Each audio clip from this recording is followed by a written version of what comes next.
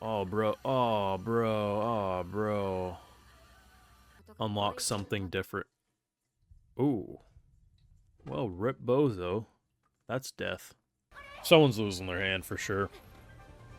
Ah, what's going to end up happening is the human greed. It's going to go okay, but once the blades get too close, people are going to fight over the keys, and then the keys are going to be lost, and then rip Bozo. Yep. Already we're getting in that. Hurry up, bitch. Damn, this sly little bitch, huh? This sly little bitch. She was playing favoritism. No, bitch, push it more. Bitch, what are you doing? Oh, that's some bull. The worst part about the whole thing is they actually had time to save everyone. Only one person died from this. Had they just been calm about it the whole time, everyone would have kept their arms, everything. Everyone's losing a leg. Get the axe. Honestly, I say we shave the titties off. I think that will legitimately help. Hey, is she cut in half? So we cut a leg off everyone and half of her body off. Holy shit. Oh, man. Yo. Is she killing her? Without hesitation, no mercy. And it's the fact that she fought so hard to keep Kinko alive.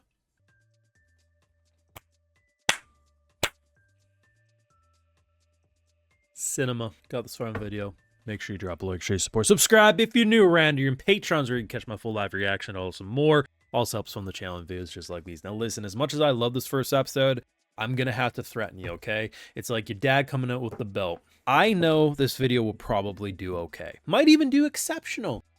But there's so many shows that I've covered with this type of hype and buzz and cult following that die off for me within 2 to 3 episodes. And no matter how much I love this show, I will fucking cut it.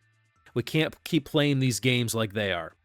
Likes, comments, I'm going to beat it over your head. This show pops off, we keep doing it. Simple as that. Now, what is this show? It's basically Saw meets Squid Game, but without the gore. And you may want to say, well, then how can it be so fucked up, right? Like, without the blood and the gore, how can you get across? And it's all psychological.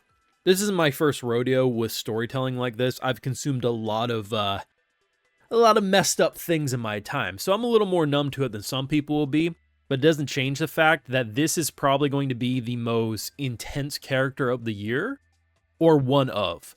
Mainly because she isn't an edgelord, but she's also willing to do whatever it takes to survive, despite her entire desire to keep as many people around as possible. So we start this show off with her and a group of maids, right? They don't really know why they're there. At least one of them doesn't. Everyone else says, hey, we needed money. I'm paying off family debt. I'm bored of a 9 to 5. Different reasons for why they joined. One of them shouldn't even be there, so seemingly.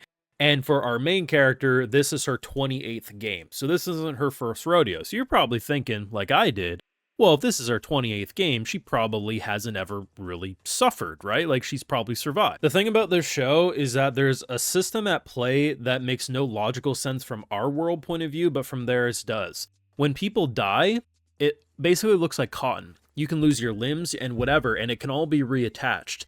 The only way you don't properly survive is if you don't make it to the finish line of a game. So the game in this case was an escape room, right? We have to find a key. The key leads to a room. The room basically traps everyone, and they have to pass keys along, else they get cut by buzzsaws. And they do an exceptional job at the fucked upness by getting across the greed of humanity. So what's interesting about our MC is that she knew every single one of them in this room could survive.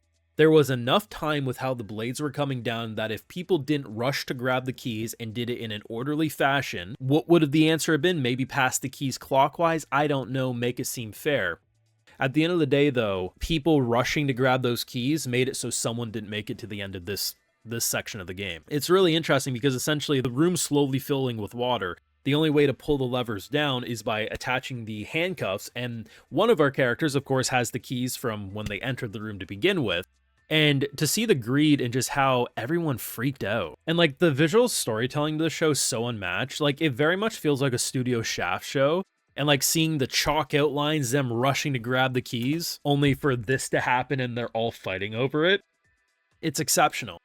The plot twist in this episode is essentially what the main character is willing to do. And the main character throughout this entire episode is basically saying, you probably shouldn't just simply trust me. I could be bullshitting you, but here's how I'm going to progress this whole thing. And throughout any instance of greed, of selfishness, whether it's people rushing over keys or trying to leave someone behind, like, it's basically, fuck you guys. Like, we're going to all try to survive to the best of our ability. There's this dynamic right here, right? So we got 4 left at this point in the show. The elevator, it has a weight limit, right? So essentially we have to figure out who to leave behind, or what body parts we're going to cut off in order to have the required weight limit. And this blonde girl, Kinko, basically decides to sacrifice herself. She says, I'm just going to die and move on. The thing is she's the lightest out of all of them, so even her dying here doesn't really solve an issue, right? Like, it wouldn't have been the required weight. And like I said, the show, it doesn't pull its punches, but also the way we think of life is very different in this situation. So they can revive her, right? As long as you got the parts, you can revive her. So what they end up doing, which is insane, is 3 of them lose a leg, and then they cut half of Kinko's body off. And like I said, it's not visually graphic, but there is something about these scenes and just watching characters. Like, what's so great about the punchline of the episode is that throughout this whole ordeal, it gets you to fully trust the MC. And the thing is I do leave this show, this first arc, still trusting that in general, she is probably the character who you should be most afraid of, but at the same time can trust the most. The thing that's unfortunate is there was no turning back. Basically, the doors were locked, they can't go back to the elevator, and the abruptness when she's staring at the door, just dropping her and just crushing her head. Only 3 were going to walk out of that building alive. And the fact that she specifies too, it's not because Kinko was the easiest to kill or whatever, it's simply because she was the closest. She simply killed her because the other 2 weren't closer than she was to her. And in doing so, she finishes the game and survives.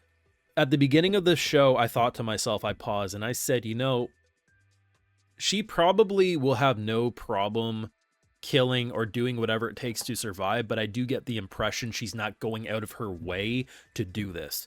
And that's exactly what I got. And for some reason, she's trying to get to 99 game completion. This is now her 28. Why? I don't know, but it's fascinating as hell. They also do an interesting thing with the visuals, which I'm pretty sure are the chapters. So they do 1 out of 23, 2 out of 23, and it goes all the way till 23 out of 23. I assume those are in relation to the chapters of the source material of whatever novel they were adapting. Either way, super cool, very Monogatari kind of inspired or Studio Shaft inspired. I quite like it, but this show is really good. I think it deserves the buzz it's currently getting. I personally just have no faith that my audience will turn up for it past maybe an episode or 2. I hope to be proven wrong, but there's so much shit people want me to talk about that, unfortunately, as much as I think this is probably one of the best shows you can watch this season, it doesn't necessarily mean I can cover it on YouTube. So please, for the love of God, prove me wrong and make this video pop off.